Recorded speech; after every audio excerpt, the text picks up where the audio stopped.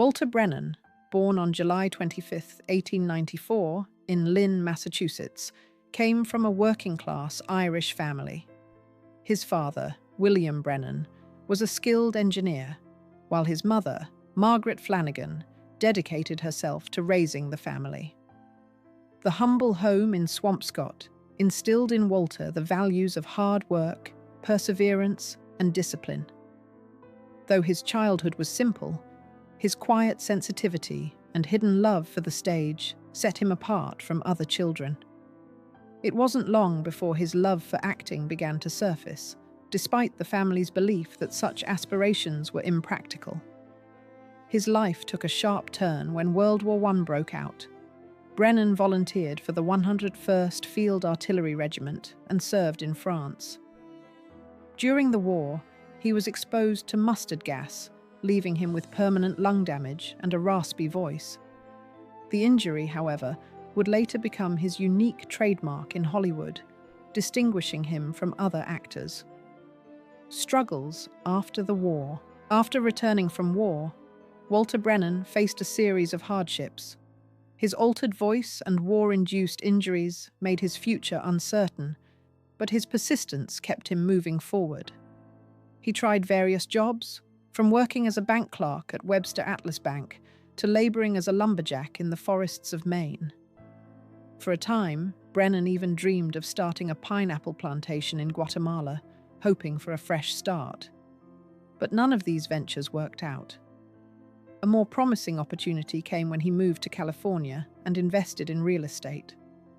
Unfortunately, the housing crash of 1925 wiped out his savings, leaving him penniless.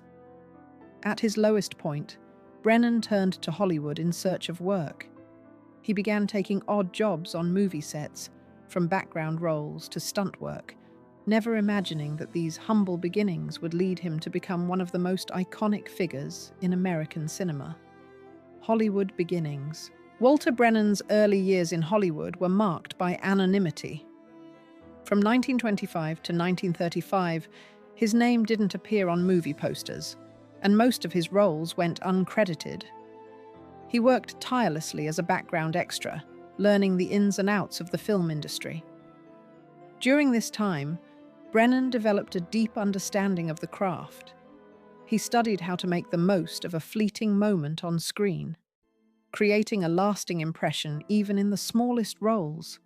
His distinctive voice, a product of his war injuries, became his defining characteristic. While many actors with more conventional looks and voices were preferred, Brennan's authenticity stood out. He was not the dashing leading man, but he brought something different to the screen, a raw, honest portrayal of the everyman, which would eventually captivate Hollywood. Breakthrough role in Come and Get It. Walter Brennan's big break came in 1936 with his role in Come and Get It. He played Swan Boston Ram, a gentle carpenter with a tortured soul. The performance was unlike anything audiences had seen before. Brennan's portrayal was subtle yet powerful, capturing the character's inner pain without the need for flashy dialogue. His ability to convey emotion through small gestures and expressions won the hearts of audiences and critics alike. This role earned Brennan his first Academy Award for Best Supporting Actor, marking the beginning of a new phase in his career. His success in Come and Get It was not a fluke. 2 years later, he won another Oscar for his role in Kentucky, further solidifying his place in Hollywood. The recognition was a testament to his dedication to his craft and his ability to bring ordinary characters to life. Brennan's later career and legacy.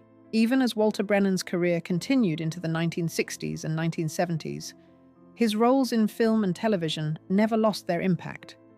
He appeared in How the West Was Won, 1962, and Those Callaways, 1965, continuing to deliver memorable performances. His role in Support Your Local Sheriff, 1969, showcased his enduring charm as the irritable yet lovable old man. In the late 1960s, Brennan even starred in the television series The Guns of Will Sonnet, 1967-1969. further cementing his legacy on both the small and big screens. He also ventured into music with his hit song Old Rivers in 1962, surprising fans and proving his versatility once again. By this point, Brennan had firmly established himself as not only a film and television icon, but also a respected figure in popular culture, personal life, and family. Walter Brennan's personal life was marked by his deep devotion to his wife, Ruth Caroline Wells, whom he married in 1920. Their love story was simple, yet enduring, and their marriage lasted for over 5 decades. Despite his fame, Brennan remained grounded, and it was Ruth who provided him with stability throughout his tumultuous career. Together, they had 3 children and settled in Ventura County, California, where they lived a peaceful life.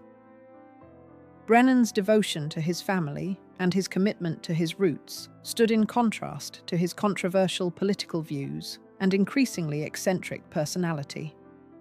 He and Ruth shared a quiet, supportive life together, and in his later years, Brennan found solace in spending time with his family and away from the Hollywood spotlight. Controversial political views. Though Walter Brennan was beloved by many for his work on screen, his political views cast a shadow over his legacy. In the 1960s, he became involved with the John Birch Society, a far-right organization known for its anti-communist stance. Brennan's outspoken opposition to the civil rights movement and his support for conservative causes alienated many of his peers in Hollywood. His extreme views made him a divisive figure, and some accounts even suggest that he kept a blacklist of actors whose beliefs he opposed. While Brennan's political activism was largely a private matter, it became public fodder during the height of his fame. To some, he was a voice of traditional American values, but to others, he embodied the darker, more reactionary side of Hollywood. A life of contradictions. Walter Brennan's life was marked by stark contradictions. On the one hand, he was one of Hollywood's most celebrated actors, a 3-time Academy Award winner known for his iconic roles in westerns and character-driven dramas.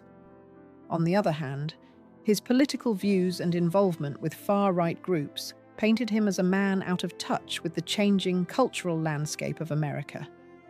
His life was a balancing act between artistic success and personal beliefs that often conflicted with the values of his peers. Despite these contradictions, Brennan's legacy endures.